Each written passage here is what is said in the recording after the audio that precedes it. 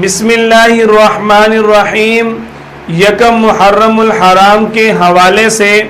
یہ کہا جا رہا ہے کہ یکم محرم یعنی محرم کی پہلی تاریخ کو 113 مرتبہ بسم اللہ الرحمن الرحیم لکھنا کیسا ہے؟ اس کے بارے میں حضرت مولانا مفتی محمد شفیع عثمانی رحمہ اللہ تعالی نے اپنی کتاب جواہر الفقہ جلد نمبر 2 صفحہ 187 پر فرمایا کہ جو شخص محرم الحرام کی پہلی تاریخ کو 113 مرتبہ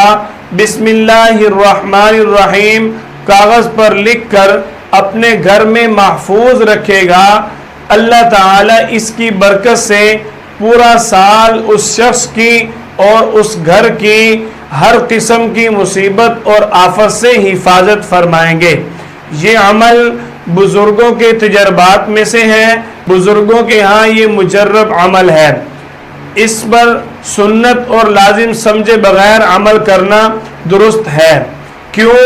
نبی کریم صلی اللہ علیہ وسلم کے فرامین کے اندر بسم اللہ الرحمن الرحیم کی کثرت سے برکات ملتی ہیں